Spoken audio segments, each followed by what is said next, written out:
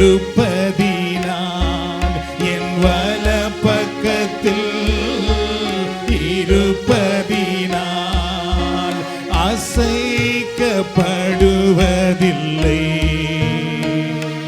நான் அசைக்கப்படுவதில்லை.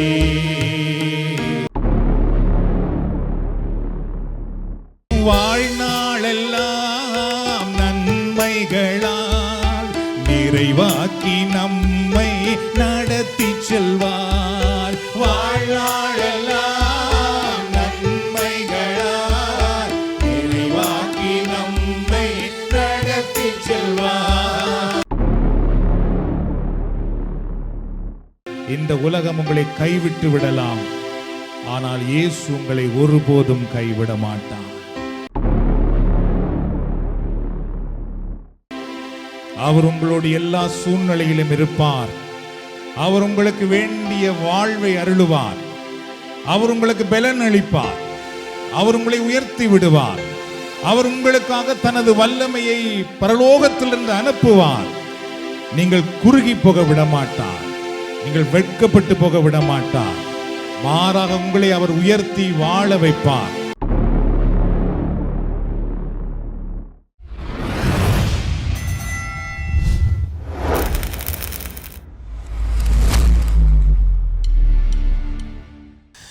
So tonight we are going to meditate on gift of healing. So நான்காவது உரையிலே நாங்கள் இன்றைக்கு குணமாக்கும் வரம் அதை பற்றி நாங்கள் பார்க்க போகின்றோம். ஸோ இந்த அருங்கொடை உரைகள் அப்படின்னு பார்த்தீர்கள் என்றால், அல்லது இந்த தயாரிப்பு உரைகள் பார்த்தீர்கள் என்றால், கத்தோலிக்க மக்களாகிய நாங்கள் ஒரு சாதாரணமாக நாம் ஆலயம் சென்று எங்களுக்கு கொடுக்கப்படுகிற சுபங்களை சொல்லி திருப்பலியில் பங்கு பெற்றி நாம் வளர்ந்து வந்திருக்கின்றோம். ஆனால் இந்த அருங்கொடை இயக்கம் என்றது பார்த்தீர்கள், இந்த திருச்சபைக்குள்ளேயே தூய ஆவியானவருடைய வரங்களை பெற்று எவ்வாறு பொதுநிலை மக்களாகிய நாங்கள் வாழலாம் வளரலாம் என்பதுதான் இதனுடைய முக்கிய நோக்கமாகும். இது இந்த திருச்சபைக்குள்ளேயே நாங்கள் இருந்து கொண்டு பரிசுத்த ஆவியானவருடைய வரங்களை அவருடைய வழிநடத்தலுக்குள் வாழுகின்ற ஒரு வாழ்க்கை. சரியோ? ஆகவே இது திருச்சபையிலிருந்து வேறுபட்ட ஒன்று அல்ல. திருச்சபைக்குள்ளே இது ஒரு புதுப்பித்தலின் வாழ்க்கை, அவ்வளவுதான். இது எல்லாருக்கும் விருப்பமா என்று கேட்டால் இல்லை. எல்லாருக்குமே இது போன்ற வாழ்க்கை விருப்பம் இல்லை. ஒரு சிலர் சாதாரணமாக தாங்கள் கோயிலுக்கு போவது வருவது திருப்பலியில் பங்கு பெறுவது, அதிலே அவர்கள் தூய்மையாக இருக்கிறார்கள், உண்மையாக இருக்கிறார்கள், அது அவர்களுக்கு அது போதும் என்றிருக்கிறவர்களுக்கு இங்கே அவர்கள் வர விரும்ப மாட்டார்கள். ஆனால் இங்கு வருகிற நாம் எல்லாரும் பார்த்தீர்கள் என்றால் அதிலே நாங்கள் வளர்ந்து வந்திருக்கின்றோம். அதையும் தாண்டி நாங்கள் மேலும் இறை வார்த்தையிலே நாங்கள் வளர வேண்டும், தூய ஆவியானவருடைய வழிநடத்தலுக்குள்ளே நாங்கள் வளர வேண்டும், எங்கள் குடும்பத்தை அவ்வாறு நடத்த வேண்டும் என்ற ஆர்வத்தோடு இதிலே நாம் பங்கு பெறுகிறோம். ஸோ அதனாலே இதிலே நாங்கள் இதை பற்றியதான விடயங்களை அறிந்து கொள்வதுதான் இந்த உரைகளாகும். Last week we meditated about gift of wisdom, word of knowledge and gift of faith.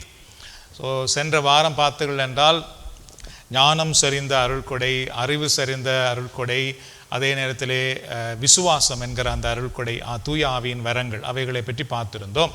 So ஞானம் என்கிற வரம் எங்களுக்குள் செயல்படும் பொழுது எங்களுடைய குடும்ப வாழ்க்கை எவ்வாறு இருக்கும், தனிப்பட்ட வாழ்க்கை, சுப வாழ்க்கை எவ்வாறு இருக்கும். அதுபோல் அறிவு சரிந்த அந்த கொடை, வேர்ட் ஆஃப் நாலேஜ் எங்களுக்குள் செயலாற்றும் பொழுது அது எங்களுக்கு எவ்வாறு உதவி செய்கிறது, எவ்வாறு நல்ல தீர்மானங்கள் எடுக்க எங்களுக்கு உதவி செய்கிறது, எவற்றை தவிர்த்து விட எங்களுக்கு உதவி செய்கிறது, எவற்றை அப்படிப்பட்ட சில விடயங்களை பார்த்தோம். அதுபோல் விசுவாசம், ஃபெய்த், கடவுள் அந்த ஃபெய்த் என்கிற வரத்தை எங்களுக்கு கொடுப்பதனாலே நம்முடைய வாழ்க்கை எவ்வாறு இறைவனிலே ஒரு விசுவாசத்தோடு வாழக்கூடியதாக இருக்கிறது என்பதை நாம் பார்த்தோம். ஆகவே கடவுள் இந்த வரங்களை எல்லாம் நமக்கு ஏன் கொடுக்கிறார் என்றால், இந்த உலகத்திலேயே நாங்கள் கடவுளுக்குள் ஒரு வாழ்க்கை வாழ வேண்டும் என்றால் எங்களுக்கு கட்டாயமாக அவர் கொடுக்கின்ற இந்த வரங்கள் எங்களுக்கு தேவை. இல்லை என்றால் நாங்கள் இந்த உலகத்திலே இறை வல்லமைக்குள் வாழ முடியாது, அவ்வளவுதான். ஸோ அதனால் இறைவன் அது இப்போ உதாரணமாக இந்த மெழுகுதிரி எரியுது பாருங்கள். காரணம் அது நெருப்பு அதுக்கு கொடுக்கப்பட்டது, அது மெழுகுதிரி எரிய வைக்கப்பட்டது, அதனால தான் அது பிரகாசமாக எரிகிறது. அதுபோல் இந்த உலகத்தில் நம்முடைய கிறிஸ்தவ வாழ்க்கை எரியாத ஒரு மெழுகுதிரி போல தான். அது ஒளி ஏற்றப்படும் வரைக்கும் அது எரியாமலேயே இருக்கும். ஆனால் அது எப்பொழுது தூய ஆவியினால் ஒளி ஏற்றப்படுகிறதோ அப்பொழுது அது எரிய ஆரம்பித்து விடும். ஸோ இந்த புதுவாழ்வு உரைகள், அது அருங்கொடை வாழ்வு அல்லது பரிசுத்த ஆவியானுடைய கொடைகளை இறைவன் எங்களுக்கு ஏன் கொடுக்கிறார் என்றால், இந்த உலகத்திலே நமக்கு அறிவு தேவை, ஞானம் தேவை, நாங்கள் தெரிவு செய்ய வேண்டிய விடயங்கள் நமக்கு இருக்கிறது. நமக்கு நோய்கள் வரும்பொழுது அதிலிருந்து எப்படி நாம் குணமாக்க முடியும், அல்லது நமக்கு பாவத்தின் சூழ்நிலைகள் வரும்பொழுது அதிலிருந்து எப்படி நாம் தப்பித்து வாழ முடியும், இவைகள் எல்லாம் நாம் செய்ய வேண்டும் என்றால் நமக்கு ஒரு வல்லமை, ஒரு சக்தி வேண்டும்.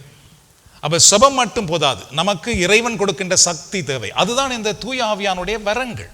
அப்ப இந்த வரங்களை நாங்கள் அனுபவிக்காமல் போனால், பயிற்சி செய்யாமல் போனால், நாங்கள் உண்மையாகவே இறைவனுக்குள் பிரகாசிக்க முடியாது, இறைவன் கொடுக்கின்ற அந்த ஆசீர்வாதங்களை பெற்றுக்கொள்ள முடியாது. ஸோ இதுதான் அதுக்குள்ளே இருக்கிற சில முக்கியமான விடயம். இது ஒரு எங்கேயோ யாரோ ஒருவருக்கோ வித்தியாசமான ஒன்றல்ல, இறைவன் எல்லோருக்குமே இதை கொடுக்கின்றார். சரியோ, எல்லாருக்கும் கொடுக்கின்றார். இறை பணி செய்கிறவர்கள், சாதாரண மக்கள் என்ற அழைப்பு எல்லாருக்குமே இறைவன் இந்த வரங்களை கொடுக்கின்றார். ஸோ அது நமக்கு முக்கியமான ஒன்று.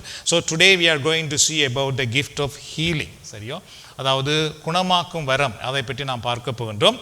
1 Corinthians chapter 12 verse 9. To another gifts of healing by the one Spirit. தமிழிலே பார்த்திருந்தால் 1 கொரிந்தியர் 12:9 இந்த ஒரே ஆவியார் மற்றொருவருக்கு பிணி தீர்க்கும் அருள் கொடையையும் அளிக்கின்றார். இந்த இங்கிலீஷ் டிரான்ஸ்லேஷனில், நிறைய டிரான்ஸ்லேஷனில் பார்த்தீர்கள் என்றால், அதாவது to another gifts of healing அப்படின்ட்டு பன்மையிலே போடப்பட்டிருக்கும், புளுரலிலே போடப்பட்டிருக்கிறது. சரியோ, ஆனால் தமிழிலே பார்த்தீர்கள் என்றால் பிணி தீர்க்கும் அருள் கொடை அப்படின்ட்டு ஒருமையாக போடப்பட்டிருக்கின்றது. அப்போ நான் அதை மூல மொழியிலே, கிரேக்க மொழியிலே அது எவ்வாறு கொடுக்கப்பட்டிருக்கிறது அப்படின்னு பார்க்கும் பொழுது, கிரேக்க மொழியிலையும் ஒருமையில தான் அது கொடுக்கப்பட்டிருக்கிறது. Gift of healing, not gifts அப்படின்னு போடாமல் கிஃப்ட் என்று மட்டும்.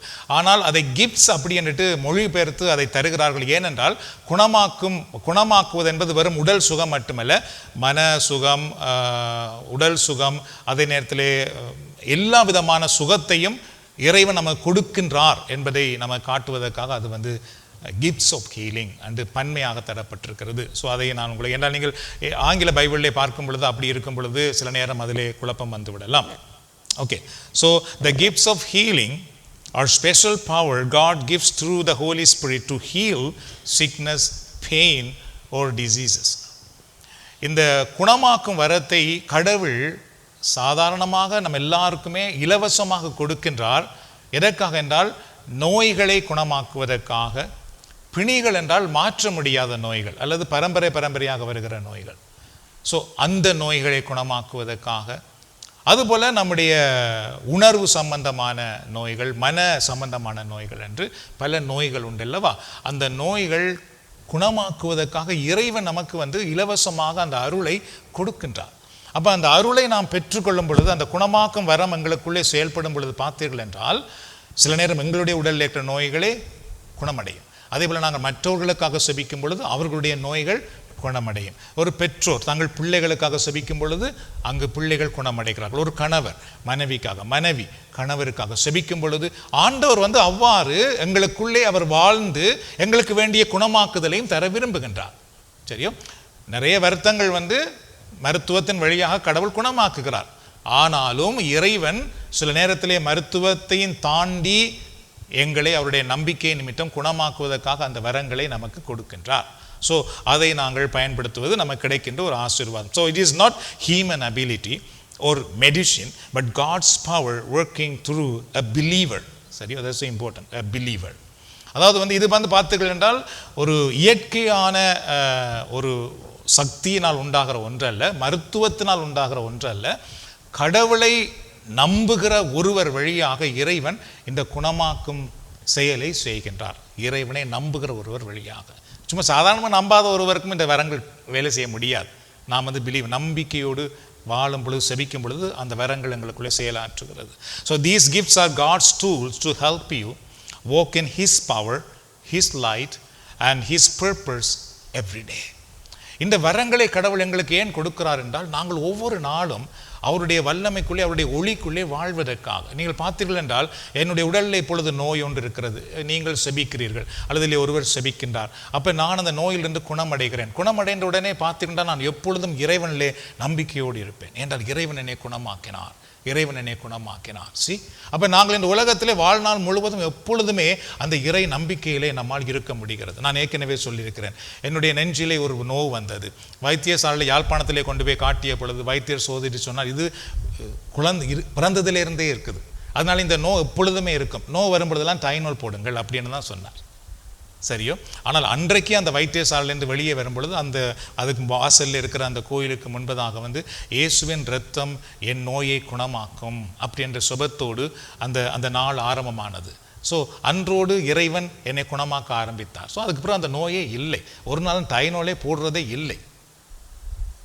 அப்போ ஆனால் அந்த செக் பண்ண டாக்டர் பார்த்தோம்னா திலீபன் அண்ணாவை செக் பண்ண அந்த டாக்டர் தான். எனக்கு செக் பண்ணி கொண்டு இருக்கும் பொழுது டாக்டருக்கு கோல் வருகிறது, திலீபன் அண்ணா உண்ணாவிரதத்தில் இருக்கின்றார், அவர் இறந்து விட்டார். அப்போ இறந்து விட்ட உடனே அவருடைய அந்த கை நாடி உடனடியாக டக்குன்னு தெரியாது, என்றால் உண்ணாவிரதம் இருந்து அவர் இறந்தவர். ஸோ அதனாலே பார்த்தீங்கன்னா அந்த கை நாடி மிக மிக வெரி ஸ்லோவாக தான் அது ஸ்டொப்பாக இருக்குது. அப்போ ஒரு ஸ்பெஷலிஸ்ட் அதனால தான் அதை அவர் செக் பண்ணி அதுக்கு முடிவு சொல்ல வேண்டியதாக இருந்தது. அப்போ அந்த ஸ்பெஷலிஸ்ட் யாழ்ப்பாணத்தில் ஒரு கிழமைக்கு 2 தரம் தான் வருவார். அப்போ அது அப்படி வந்ததால் எனக்கு அந்த அப்பாயின்மெண்ட் எடுத்து தரப்பட்டது அவரிடத்தில் செக் பண்ணுவதற்காக. அப்போ அந்த நேரத்தில் திலீபன் அண்ணா இறந்து விட்டார் அப்படின்ற செய்தியும் அந்த இடத்துல தான் வந்தது. ஸோ அந்த வைத்தியர் தான் எனக்கு என்ன சொன்னார் என்றால், இது குழந்தையிலிருந்தே உமக்கு இருக்குது, அதனால் இதை குணமாக்கவே முடியாது, இது எப்பொழுதுமே லைஃப் பூராவே இருக்கும். அப்போ எனக்கு ஒரு வாளி தண்ணி என்னால் தூக்க முடியாமல் இருந்தது. சரியோ? ஒரு வாளி தண்ணி தூக்கணும் அப்படி நோகும். கடவுளால் முடியாத ஒன்றுமில்லை. கரங்கள் தட்டுவதை ஆண்டவருக்கு நன்றி செலுத்துவோம். ஸோ இப்போ இது போல பார்த்தீர்கள் என்றால் இந்த குணமாக்கும் வரம் என்பது அவ்வாறு தான் செயல்படுகிறது. அப்போ கடவுள் ஏன் அதை கொடுக்கின்றார் என்றால், சில நேரத்திலே மருத்துவத்தாலே முடியாமல் போகிறது நமக்கு உதவி செய்ய. மருத்துவம் நமக்கு உதவி செய்ய முடியாமல் போகும் பொழுது நாம் இறைவனை நம்பி இருப்போம் என்றால், இறைவன் சில நேரத்தில் அந்த சுகத்தை நமக்கு கொடுத்து வாழ வைக்கிறார், அவருக்கு சான்று பகர வைக்கின்றார். அதனால இன்றைக்கு எனக்கு ஒரு நோயாளிக்கு நம்பிக்கையோடு செபிக்க முடிகிறது. ஏனென்றால் இறைவன் என்னை குணமாக்குவார் என்றால் இவர்களையும் குணமாக்குவார். அப்படிப்பட்ட ஒரு இறை நம்பிக்கை நமக்குள் வருவதற்காக, ஒரு தெய்வீகம் வளருவதற்காக இறைவன் அந்த குணமாக்கும் வரத்தை மக்களுக்கு அவர் கொடுக்கின்றார். So when the gift of so why does the Holy Spirit give the gifts of healing? எதற்காக பரிசுத்த ஆவியானவர் அந்த குணமாக்கும் கொடையை நமக்கு கொடுக்கின்றார்? When the gift of healing operates through you, people receive divine healing from God. சரியா? Physically, emotionally or spiritually. So actually you are the mediator from God and people when the gift of healing works through you. அதாவது இப்போ நீங்கள் உதாரணமாக ஒரு குணமாக்கும் பணியை செய்கிறீர்கள், ஒருவருக்காக செபிக்கிறீர்கள். இப்போ கடவுள் என்ன செய்கிறார் என்றால், அவருடைய அந்த தெய்வீக வல்லமையை உங்கள் மூலமாக இன்னொருவருக்கு கொடுக்கின்றார். சரியா? அப்போ அதுக்கு கடவுள் எவ்வாறு உங்கள் மூலமாக இன்னொருவருக்கு அதை கொடுக்க முடியும் என்றால், இந்த குணமாக்கும் வரத்தின் மூலமாகத்தான். And your prayer and words help others to trust God more for their healing. அது மட்டுமல்லாமல் நீங்கள் அந்த குணமாக்கும் வரம் உங்களுக்குள்ளே செயலாற்றும் பொழுது நீங்கள் கொடுக்கிற அந்த வார்த்தை, நீங்கள் பேசுகின்ற விதங்கள் அல்லது நீங்கள் அவர்கள் கொடுக்கின்ற வார்த்தையிலே பார்த்தீங்கன்னா கடவுள் ஒரு வல்லமையை வைத்திருப்பார். அதை அவர்கள் கேட்கும் பொழுது அவருடைய உள்ளத்திலே ஒரு அமைதி உண்டாகும், நம்பிக்கை உண்டாகும். அது சும்மா சாதாரணமாக நாம் பேசுவது போல இருக்காது. அது நீங்கள் சாதாரணமாக பேசுவதெல்லாம் பேசுவோம், ஆனால் இறைவன் அந்த வார்த்தையிலே அந்த ஹீலிங் பவரை வைத்திருப்பார். சரியோ? அது அப்படியே அவர்களை ஹீல் பண்ணும். நான் இந்த வரங்கள் எல்லாம் முடிந்த பின்பு இங்கு பணி செய்கிறவர்கள் ஏன் அந்த கிஃப்ட்டுக்காக அந்த வரங்களுக்காக மன்றாட வேண்டும் என்று நான் உங்களுக்கு சொல்லிக் கொடுக்கின்றேன். இது எல்லாமே பார்ப்பதற்கு நேரம் இல்லாமல் இருக்கிறது. உதாரணமாக பாடலுக்குள்ளே உள்ளவர்கள் அல்லது காணிக்கை பாட்டு பாடுகிறவர்கள், if you have gift of healing, நீங்கள் அந்த பாடலை பாடும் பொழுது இந்த பாடலில் இருந்த ஆண்டவர் அந்த வல்லமையை, குணமாக்கும் வல்லமையை அனுப்புவார். அப்போ அதை கேட்கும் பொழுது மக்கள் குணமடைவார்கள். ஸோ ஒன்லி அந்த கிஃப்ட் எங்களுக்கு வேலை செய்யும் பொழுது மட்டும்தான் நாங்கள் எங்களுடைய சாதாரண சக்தியையும் தாண்டி கடவுளுடைய வல்லமையோடு பணி செய்ய முடியும். அப்போ நீங்கள் பாடும் பொழுது பார்த்தீர்கள் என்றால் அந்த ஹீலிங், அந்த டெலிவரன்ஸ், அந்த விடுதலை, குணமாக்குதல் நடக்கும். இல்லைன்றால் நாங்கள் எங்களுடைய நேச்சுரல் டேலண்ட்டில் நல்ல வடிவாக பாடுவோம், அது பாடலாக இருக்கும். ஆனால் இந்த கிஃப்ட் ஆஃப் ஹீலிங் வேலை செய்யும் பொழுது, நீங்கள் பாடும் பொழுது அங்கே ஆண்டவர் அசைவார், அங்கு குணமாக்குதலை கொடுப்பார். ஸோ அதனால தான் அந்த கிஃப்ட் ஆஃப் ஹீலிங், அந்த குணமாக்கும் வரம் மிக முக்கியமான ஒன்று. Especially in today's world, people are experiencing sickness physically, emotionally and spiritually more than ever. So இந்த நாட்களிலே பார்த்துக்கொண்டால் இவ்வளவு காலம் இருந்ததை விட இப்பொழுது நிறைய மக்கள் வந்து நிறைய டெக்னாலஜி வந்திருக்கு தான், வசதி வாய்ப்புகள், மெடிசன் எல்லாம் கிடைத்திருக்கு, உண்மைதான். ஆனால் முன்பை விட இன்றைக்கு நிறைய மக்கள் வந்து உடல் அளவிலே, மன அளவிலே, உணர்வடையிலே அடிப்படையில் நிறைய நோயாளிகளாக இருப்பதை பார்க்க முடியும். நிறைய பிள்ளைகள், நிறைய சின்ன பிள்ளைகள், வாலிப பிள்ளைகள் எல்லாமே இன்றைக்கு நிறைய வந்து ஸ்ட்ரெஸ்ஸாக, தனிமை போன்ற நிறைய விடயங்களிலே அவர்கள் சுகீனமாக இருக்கிறார்கள். So how does the gift of healing operate during a prayer service? சரிയോ, ஒரு சுப வழிபாட்டில் எவ்வாறு இந்த குணமாக்கும் வரம் செயலாற்றுகிறது? For example, during worship, the Holy Spirit may lead you to pray for someone with back problem. நீங்கள் மன்றாடும் பொழுது பார்த்தீங்களா, சில நேரத்திலே ஆவியானவர் உங்களை உணர்த்துவார், இந்த இடத்துல யாரும் ஒருவர் முதுகு பக்கத்திலே அல்லது உடலின் பின் பக்கத்திலே நோவாக இருக்கின்றார், அவருக்காக செபிக்கும்படி. சரியோ, அது வந்து அந்த நேரத்திலே உங்களுக்கு வந்து தெரியப்படுத்தப்படும், அந்த வரம் உங்களுக்குள்ளே செயலாற்றப்படும் பொழுது. சரியோ, அதனால சில நேரத்தில் நாங்கள் அதை சொல்ல வேண்டிய அவசியம் கூட இல்லை. நாங்கள் வந்து ஆண்டவரை இந்த நேரத்தில் யாருக்கெல்லாம் முதுகு பக்கத்திலே சுகஈனமாக இருக்கிறார்களோ அவர்கள் இயேசுவின் நாமத்திலே குணமடையட்டும் அப்படின்ட்டு நாம் அந்த நேரம் செபிக்கும் பொழுது என்ன உண்டாகும் என்றால், அந்த பர்சனும் அந்த குணமாக்கும் வரம் அங்கு செயல்பட அந்த கனெக்ஷன் ஒன்று வரும், நீங்கள் இங்கேருந்து செபிக்கும் பொழுது. ஸோ அப்படி தான் அந்த குணமாக்கும் வரம் வந்து சௌ வழிபாடுகளிலே செயல்படுகிறது. சரியோ, இது வந்து நாங்கள் இப்போ ஆயத்தப்படுத்தி கொண்டு, ஓகே இன்றைக்கு நாங்கள் வந்து இந்த முதுகு பிரச்சனை உள்ளாள், கழுத்து பிரச்சனை உள்ளாள் அப்படின்ட்டு ஆயத்தப்படுத்திட்டு வந்து செபிக்கிற சபங்கள் வேறு இருக்கிறது, அது உண்மைதான். பட் சில நேரத்தில் அது ஒன்றும் இல்லாமல் நாம் செபித்து கொண்டிருக்கும் பொழுது அந்த வரம் எங்களுக்குள்ளே செயலாற்றும் பொழுது அந்த உணர்வு நமக்குள்ளே வரும், இதுக்காக செபியுங்கள் அப்படி என்று. So when you pray, that person will heal and can move freely. சரியோ, அப்போ நீங்கள் வந்து அந்த நேரத்தில் செபிப்பீர்கள். செபித்த உடனே பார்த்துக்கொண்டால் அவருக்கு வந்து அந்த முதுகு பக்கத்திலே ஆண்டவருடைய வல்லமை தொடுவதையும், அவர் அதிலே இருந்து குணமாகி சாதாரணமான ஒரு சுகம் பெற்ற ஒரு நபராக மாறுவதை காண முடியும். ஸோ இந்த நேரத்தில் என்ன மெடிசன் அவருக்கு கொடுக்கப்பட்டது? ஒரு மெடிசனுமே இல்லை. ஆண்டவர் இந்த குணமாக்கும் வரத்தினால் அந்த சுபத்தின் மூலமாக அங்கு வந்து செயலாற்றுகின்றார். If someone is struggling with deep sadness, this is another example. When you pray, God will heal their heart and gives them peace. யாராவது ஒருவர் வந்து ஒரு துக்கமாக இருக்கிறார், சரியோ, அப்போ அவர் துக்கமாக இருக்கிறார் என்பதை எப்படி நமக்கு தெரியாது, அவர் துக்கத்தோடு தான் இருப்பார். ஆனால் நீங்கள் வந்து செபிக்கும் பொழுது அல்லது ஏதோ ஒரு பாடலை பாடும் பொழுது அந்த நேரம் பார்த்தோம்னால் அவர் மேலே அந்த ஒரு மனதுருக்கம் வரும், அந்த சமாதானம் உண்டு அவர்களுக்குள்ளே வரும். அப்படி வந்த உடனே அவர்கள் வந்து அந்த துக்கத்திலிருந்து ஆறுதல் அடைவார்கள். அப்போ அது வந்து அந்த வரம் செயல்படும் பொழுது தான் அது நடக்கும். இல்லை என்றால் அவர்கள் துக்கமாகவே இருப்பார்கள், துக்கத்தோடே போய்விடுவார்கள். அதனால தான் நாங்கள் இங்கு பணி செய்யும் பொழுது அந்த வரங்களுக்காக செபித்து அதற்காக காத்திருந்து சுபத்தோடு வந்து நாங்கள் இறை பணி செய்யும் பொழுது மட்டும்தான் மக்கள் வந்து ஆன்மீக வல்லமையினால் குணமாக்குதலை, விடுதலையை பெற்றுக்கொள்வார்கள்.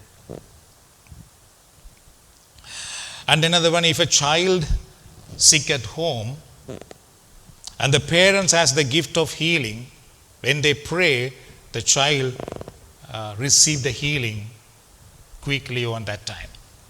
அதுபோல ஏன்னா இது ஒரு குடும்ப வாழ்க்கைக்கும் தேவைதான். நிறைய பேர் நினைக்கிறார்கள் இது வந்து இறை பணியோடு சம்பந்தமானது. இல்லை, இது சாதாரணமாக நம்முடைய குடும்ப வாழ்க்கைக்கும் இறை பணிக்கும் இறைவன் கொடுக்கின்ற வரம் தான். அப்போ ஒரு வீட்டிலே வந்து ஒரு பிள்ளை சுகீனமாக இருக்கிறது, பெற்றோர் வந்து செபிக்கிற பெற்றோர் அப்படி என்றால் அந்த பெற்றோர் வந்து அந்த பிள்ளையின் மேல் கரங்களை வைத்தோ அல்லது எண்ணெய் பூசியோ அல்லது ஆசனீர் தண்ணி போட்டோ அந்த பிள்ளைக்காக செபிக்கும் பொழுது என்ன உண்டாகுதுனால் இறைவன் வந்து அந்த பிள்ளையை குணமாக்குறார். அந்த குணமாக்கும் வரத்தினால் அவர்களை குணமாக்குகிறார். See, that's a very important. எனக்கு தெரியும், நாங்கள் சின்னனோடு இருந்த பொழுது அவர் அண்ணாக்கு அந்த சின்ன குழந்தையாக இருக்கும் பொழுது ஒரு வீசிங் இருந்தது. ஸோ கஷ்டப்படுவாங்க அந்த வீசிங் ப்ரீத் பண்ணுறதுக்கு.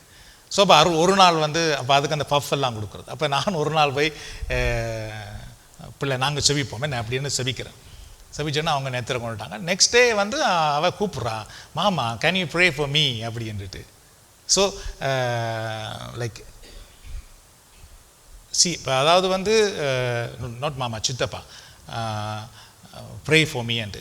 ஸோ ஒரு பிள்ளை கூட வந்து நீங்கள் செபிக்கும் பொழுது அந்த வல்லமையை உணர முடியும், உணர்வார்கள். சரியோ? அதனால தான் அந்த ஹீலிங், அந்த அந்த அந்த கிஃப்ட் எல்லாமே எங்களுக்கு முக்கியம். சில நேரத்தில் அப்படி நாங்கள் அதுக்காக காத்திருந்து அதை பெற்றுக்கொள்ளாமல் சும்மா போய் இங்கே வா, உனக்கு ஆஸ்பிரக்கு இங்கே வா வேண்டா, சண்டை வந்துடும் வீட்டில். நான் என்ன பேயா, நான் என்ன பிசாசா அப்படின்னு பிள்ளையெல்லாம் கேட்பேன் பாருங்கள். வீட்டிலே அப்படிலாம் நடக்கும். சில நேரத்தில் பொஞ்சாதவே புருஷனுக்கு போடுறது முடிஞ்சு கதை அதோட. ஸோ அதனால் வந்து முதல்ல வந்து அதெல்லாம் செய்கிறதுக்கு முதல் இது போன்ற விடயங்களை அறிந்து செபித்து அதுக்கு பிறகு நாங்கள் மூவ் பண்ண அவர்களாகவே வருவார்கள். ஸோ அதுக்காக தான் நாங்கள் வந்து இவைகளை அறிந்து அதுக்காக காத்திருந்து செய்வது வந்து வெரி குட். அதுக்காக செய்யக்கூடாதுன்றல இப்போ ஓரளவுக்கு ஏற்றுக்கொள்ளுகிறார்கள் அப்படின்னா நீங்கள் வந்து பிளஸ் பண்ணலாம். பட் ஸ்டில் நீங்கள் வந்து இதற்காக செபித்து அந்த ஒரு வல்லமையோடு நீங்கள் செய்யும் பொழுது அவர்கள் வந்து அதை உங்களுக்கு தெரியாது, நமக்கு தெரியாது, ஆனால் அவர்களுக்கு அந்த உணர்வு வரும், அந்த வல்லமை அவர்களுக்குள்ளே இறங்கி வரும். எனிவே,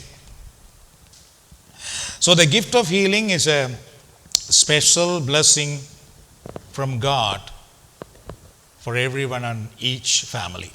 ஸோ அதனாலே இந்த குணமாக்கும் வரம் என்பது இறைவனிடத்திலிருந்து எல்லா குடும்பத்துக்கும் எல்லோருக்கும் கிடைக்கின்ற ஒரு முக்கியமான ஒன்று. So it shows that God still works through his people today.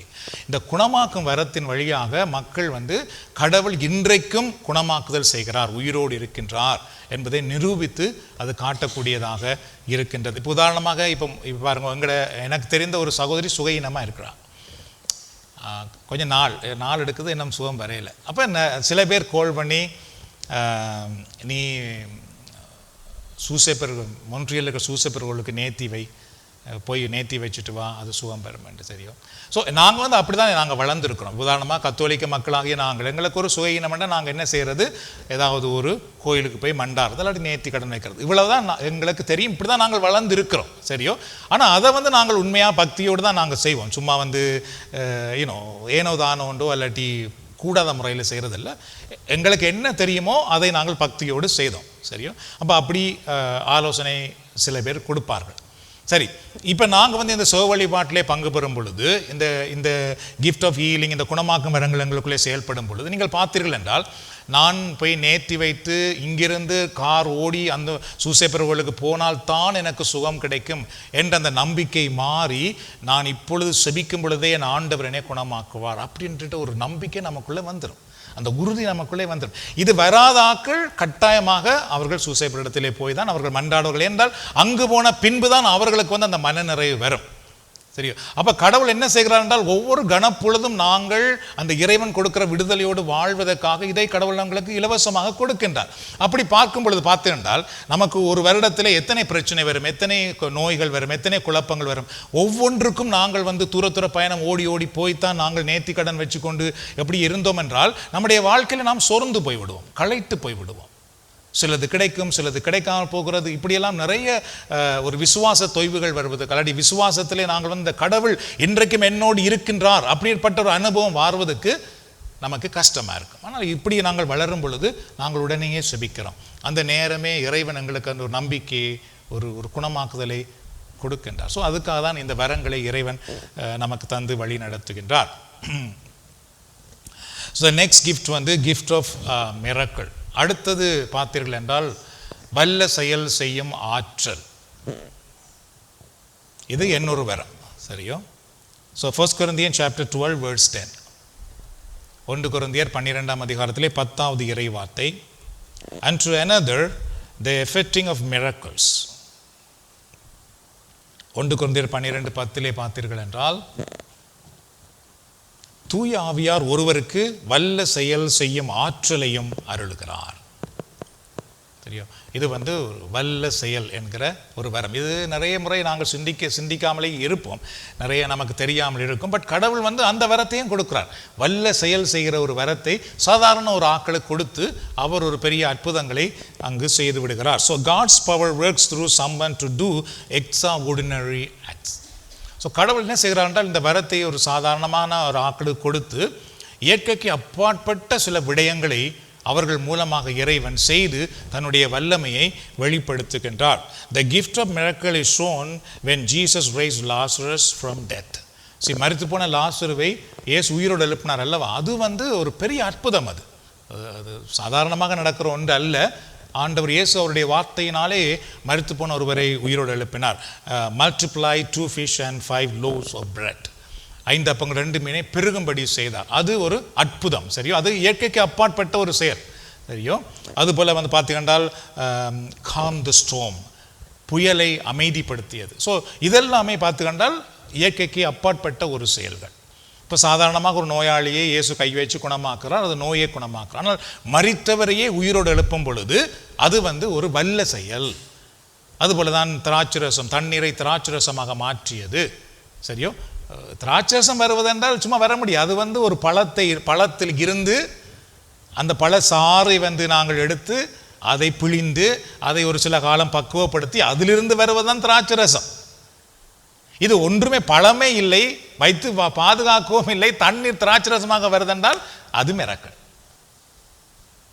So கடவுள் இன்றைக்கும் அவ்வாறான செயல்களை அவர் செய்து கொண்டிருக்கின்றார். Today miracles still happen when God's people pray in faith. இன்றைக்கும் பார்த்திருந்தால் நம்பிக்கையோடு இறை மக்கள் மன்றாடும் பொழுது இறைவன் இந்த வல்ல செயல்களை செய்து கொண்டு தான் இருக்கிறார். Example, sudden financial provision or protection from danger or impossible door opened. அதாவது பார்த்திருந்தால் திடீரென நாங்கள் நிறைய கஷ்டத்திலே, வறுமையிலே, பிரச்சனையிலே இல்லாமலேயே இருந்திருப்போம். திடீரென பார்த்தீர்கள் என்றால் அதுக்கான அந்த சூழ்நிலை மாறி ஒரு நல்ல சிறப்பாக வாழக்கூடிய ஒரு நிலை வந்துவிடும். சரியோ, திடீரென வந்துவிடும். அதாவது கொஞ்சம் கொஞ்சமாய் வராமல் திடீரென அப்படியே சூழ்நிலை மாற்றப்பட்டு விடும்.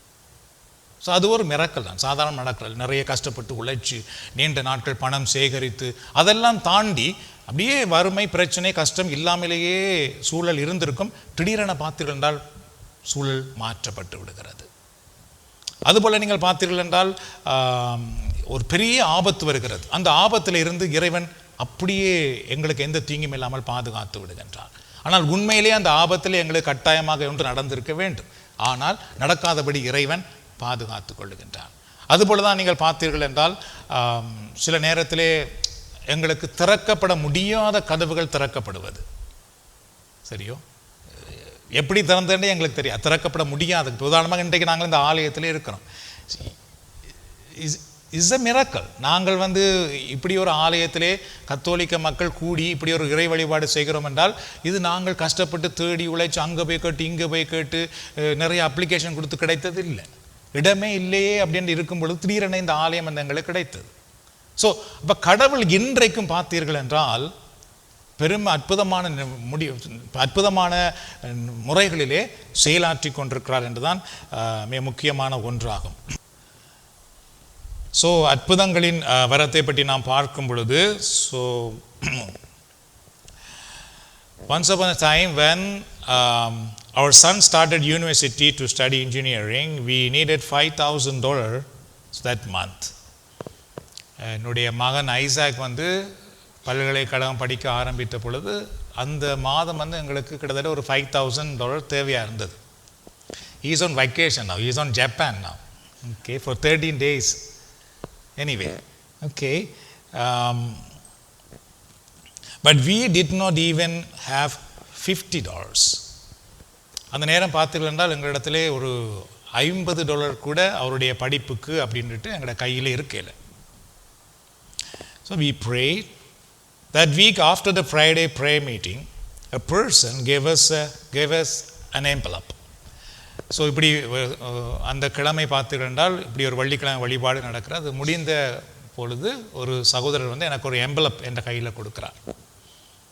He specifically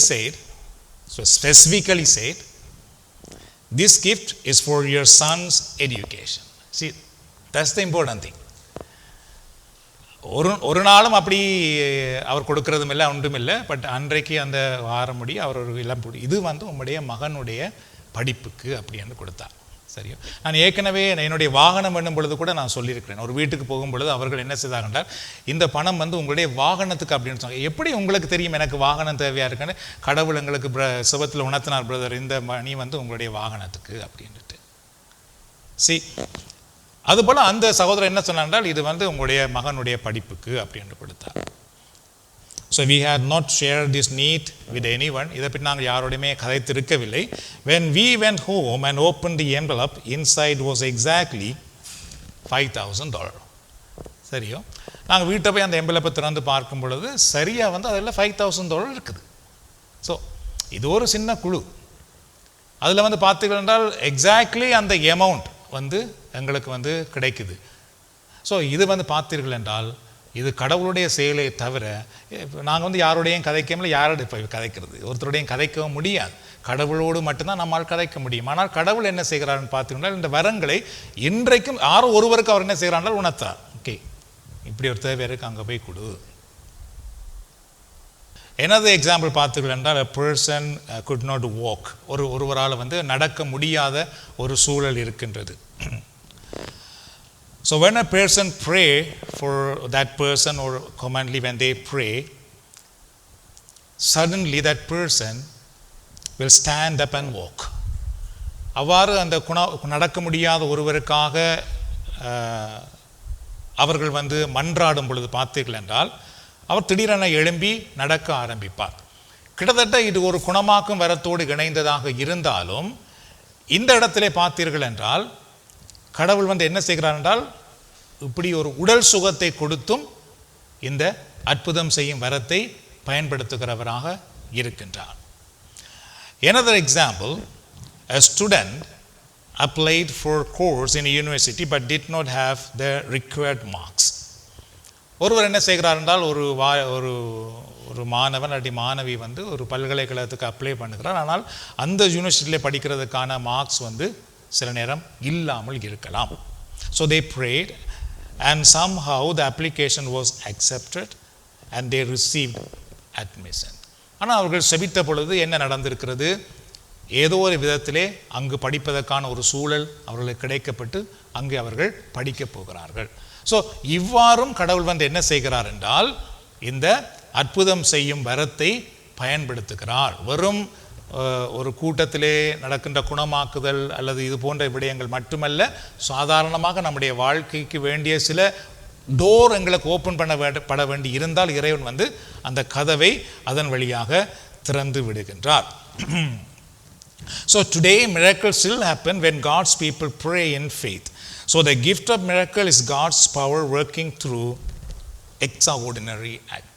ஆகவே இன்றைக்கும் நீங்கள் பார்த்தீர்கள் என்றால் இந்த அற்புதம் செய்யும் வரம் செயலாற்றி கொண்டிருக்கிறது. கடவுள் வந்து இயற்கைக்கு அப்பாற்பட்ட முறையிலே எங்களுடைய சக்தி, எங்களுடைய ஞானம், எங்களுடைய திறமைகள் எல்லாம் தாண்டி ஏதோ ஒரு விதத்திலே செயலாற்றி கொண்டிருக்கின்றார். அந்த அதர் கிஃப்ட் பார்த்தீர்கள் என்றால் ப்ரொஃபஸி. இதை கொஞ்சம் சோடாக நாங்கள் முடிப்போம் என்னடா, அப்போ தான் மற்றதெல்லாம் பார்த்துடலாம். ஸோ இது இஸ் த இன்றைக்கு பார்ப்பது லாஸ்ட் அந்த ப்ரொஃபஸி, இறைவாக்கு வரம். இந்த இறைவாக்கு வரம் நீங்கள் பார்த்தீர்கள் என்றால் இன்றைக்கு இருக்கிற ஒரு ஒரு ஒரு நேரத்திலே அது சில நேரத்திலே அது ஒரு பெரிய பிரச்சனையாகவும் இருக்குது. பட் அதனுடைய உண்மைத்தன்மையும் நாம் அறிந்து கொள்ளலாம். சில இடங்கள் எல்லாம் சும்மா கண்ட மாதிரி இறைவாக்கு இந்த ப்ரொஃபஸி என்று நிறைய மக்கள் குழப்பம் அடைகிற சூழலும் இருக்கிறது. பட் நாங்கள் வந்து ஒரு சாதாரணமான முறையிலே அந்த வரம் எவ்வாறு செயலாற்றுகிறது அதை பற்றி நாங்கள் அறிந்து வைத்திருப்பது மிக மிக முக்கியமான ஒன்று. 1 Corinthians chapter 12 verse 10. To another gift of prophecy. தூயாவியார் இன்னொருவருக்கு இறைவாக்குரைக்கும் ஆற்றலை அருளுகின்றார். சரியோ? ஸோ இந்த இறைவாக்குரைக்கும் ஆற்றல் அப்படின்ட்டு நல்ல சிறப்பாக தமிழில் வந்து மொழிபெயர்த்திருக்கிறார்கள். சரியோ? அதாவது வந்து இது வந்து பயிற்சி செய்து பாடமாக்கி நடக்கிறது இல்லை. இது வந்து இறைவன் அவருடைய அருள்னால் அதை சொல்லுவதற்கான ஒரு ஆற்றலை அந்த நேரத்தில் இறைவன் வந்து நமக்கு கொடுக்கின்றார். So gift of prophecy is when the Holy Spirit gives a believer a message from God to share with others. இறைவாக்கு வரம் என்பது இறைவன் மக்களுக்கு கூற விரும்புகிற ஒரு விடயத்தை ஒரு நபர் மூலமாக இறைவன் கூறுவதுதான் இறை வாக்கு, தான் இறை வாக்கு. சாரி, இறைவனுடைய வாக்கை மக்களுக்கு சொல்லுவது. அப்போ வந்து எல்லா நார்மலி நிறைய இந்த ப்ரீச்சிங் செய்கிற ஆட்கள், போதிக்கிறவர்கள் வந்து அந்த இறைவாக்கு வரம் பெற்றிருப்பார்கள் என்றால் அப்போ தான் அந்த அவர்களுடைய செய்தி வந்து இறைவன் மக்களுக்கு கூட வேண்டிய செய்தியை வந்து கொடுக்கிற ஒன்று. அப்போ இந்த போதனை என்று வரும் பொழுது கூட நம்முடைய அறிவை வைத்து படித்து பாடமாக்கி அல்லது ஒன்றை ஆயத்தப்படுத்தி நாம் கொடுக்க முடியுமா ஒரு செய்தி? நாம் கொடுக்க முடியும். பட் அட் சேம் டைம் வந்து இந்த கிஃப்ட் ஆஃப் ப்ரொஃபஸி அது வந்து எங்களுக்குள்ளே செயல்படும் பொழுது என்ன உண்டாகுது என்றால், நாங்கள் ஒரு விடயத்தை ஆயத்தப்படுத்தும் பொழுது அதுக்காக இறைவனுடைய பாதத்தில் இருந்து, ஆண்டவரே நீர் எந்த விடயத்தை மக்களுக்கு நீர் கூற விரும்புகிறீர் அப்படின்ட்டு அவர்கள் நிச்சயமாக அந்த சபத்தில் இருப்பார்கள்.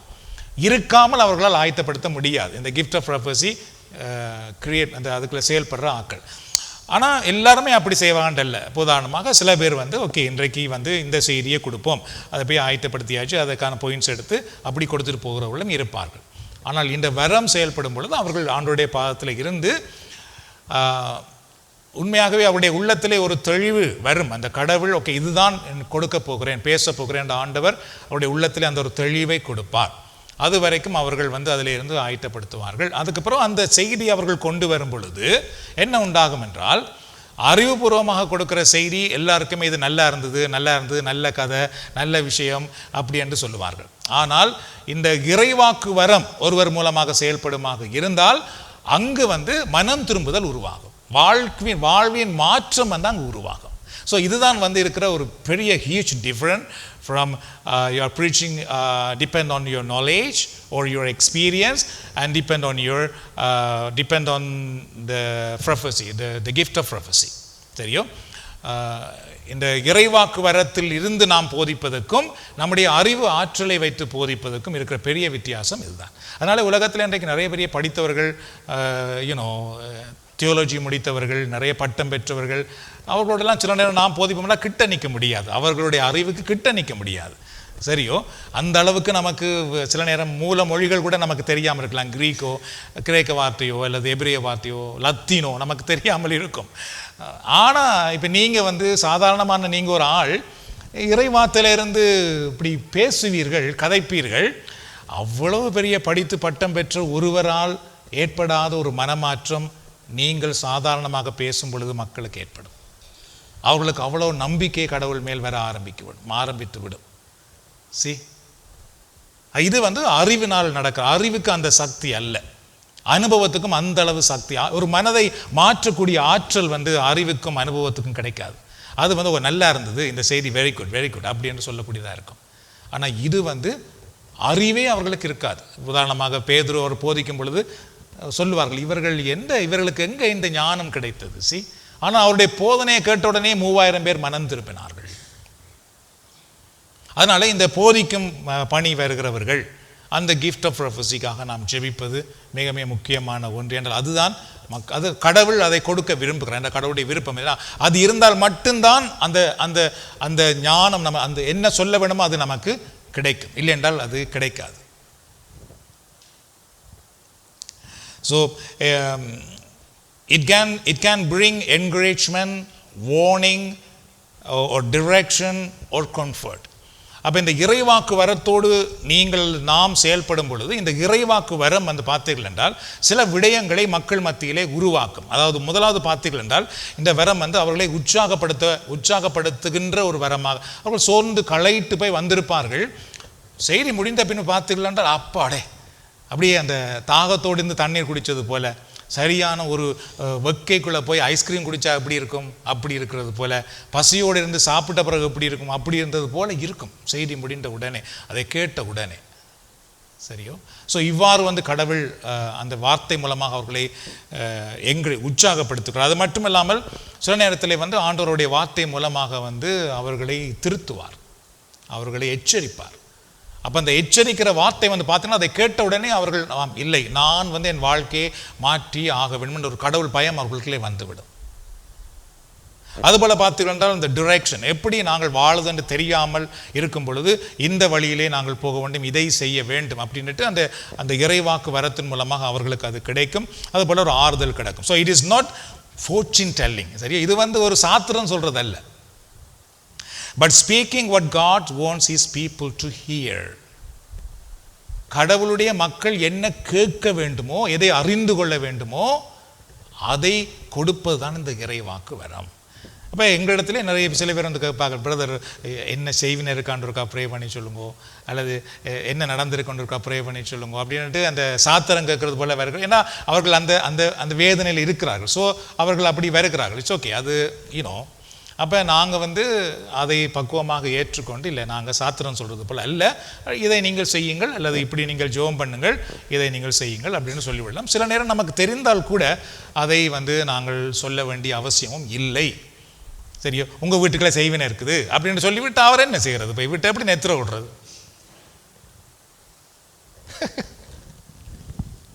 அதனால் நாங்கள் என்ன செய்து விடணும்னு சொன்னால், இயேசுவின் நாமத்தில் இவருடைய வீட்டுக்குள்ளே இருக்கிற எல்லா இருளின் வல்லமைகளும் செயலிழந்து போகும்படி ஜெபிக்கிறோம், அகன்று போவதாக, இவர்களுக்கு இப்பொழுதே விடுதலை கிடைப்பதாக. ஆண்டவர் உங்களை விடுதலை ஆக்குறார், நீங்கள் நம்பிக்கையோடு போங்கள் அப்படி சொல்லி அனுப்பி விட்டுருவோம். அவ்வளவுதான். ஏன்னா உங்களுடைய ஜெபம் வந்து நிச்சயமாக அங்கே வந்து அந்த இருளின் சக்தியை தோற்கடித்து விடும்.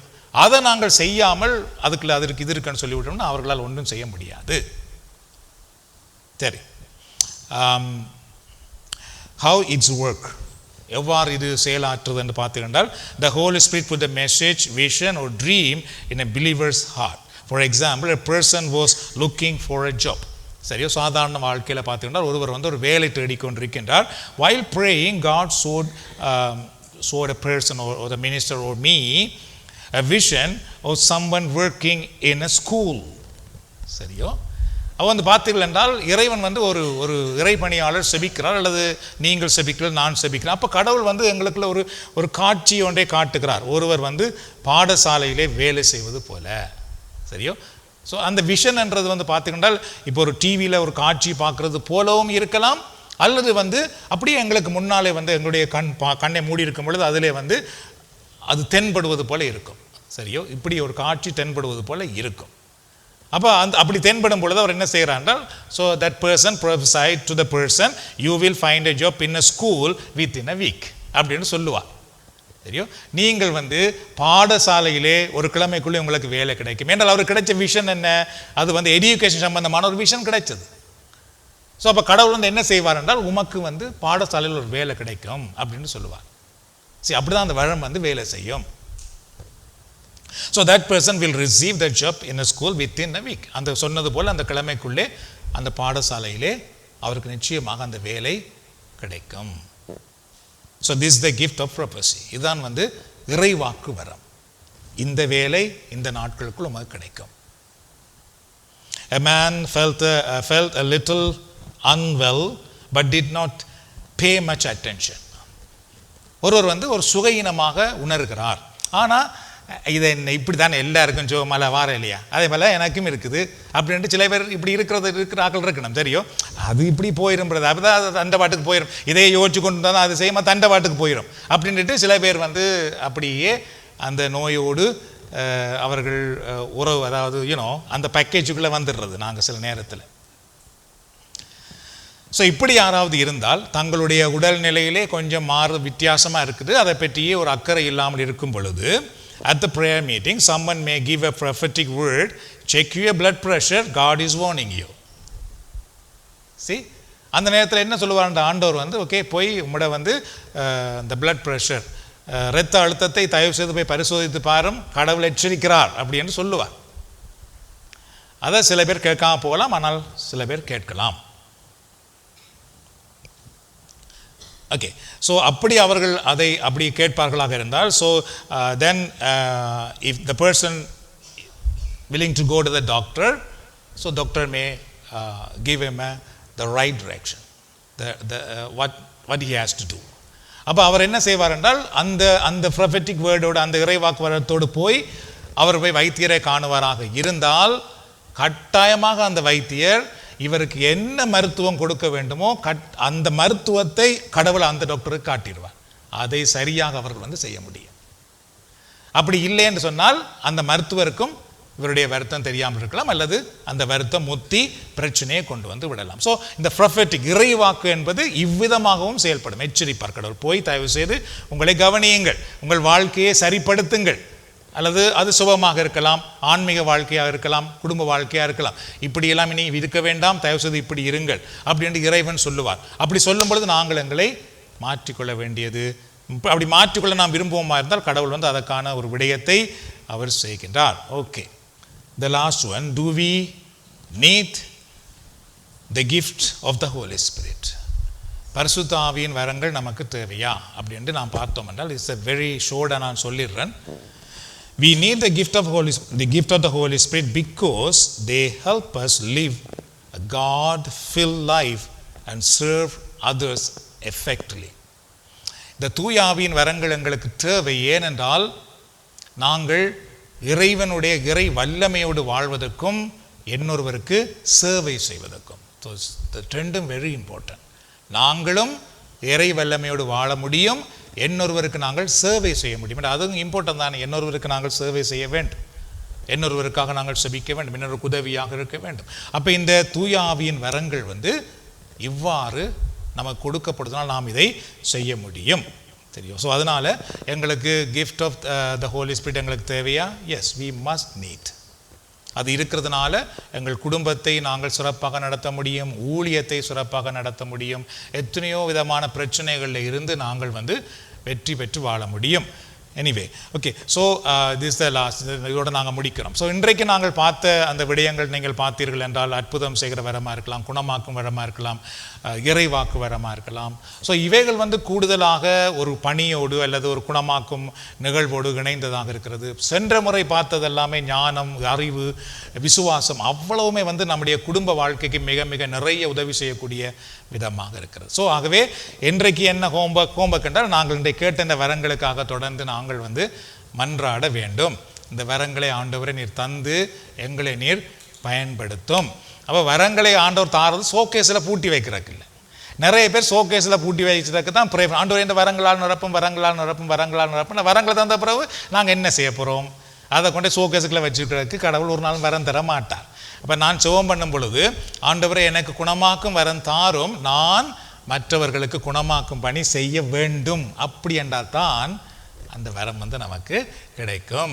இறைவாக்கு வரம் தாரும், இறைவாக்கு வரம் ஆண்டவரே எனக்கு இறைவாக்கு வரம் தாரும், நானும் நற்செய்தி அறிவிக்க வேண்டும். அவ்வாறு தான் கடவுள் வந்து அதை செய்கிறார். God bless you and your family. ஆண்டவர் உங்களையும் உங்கள் குடும்பத்தையும் ஆசீர்வதிப்பாராக. நாம் ஜெபிக்கலாம்.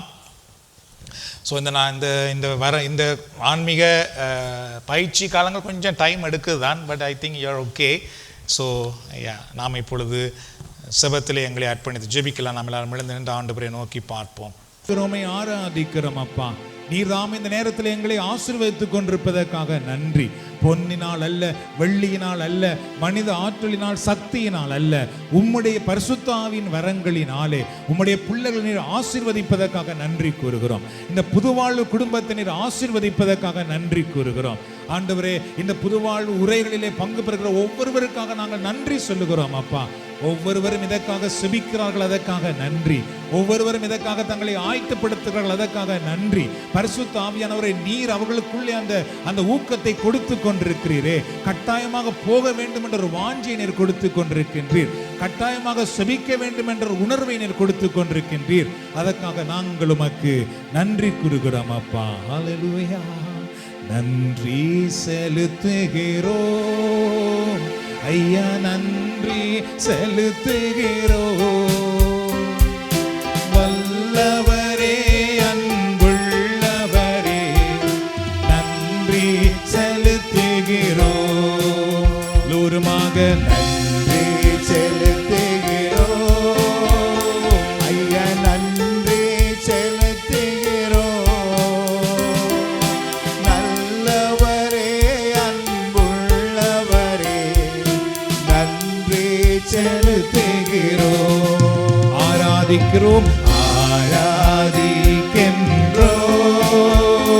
உம்மை ஆராதிக்கின்றோம். வல்லவரே, அன்புள்ளவரே, ஆராதிக்கின்றோம்.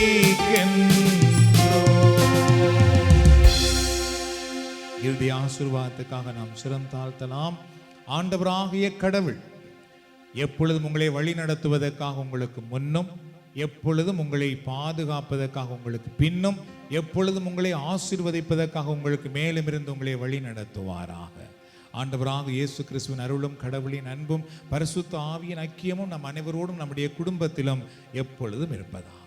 பிதா சுதன் பரிசுத்த ஆவியின் பேராலே ஆண்டவர் விட்டு சென்ற சமாதானத்தை ஒருவரோடு பகிர்ந்து கொள்ளுவோம்.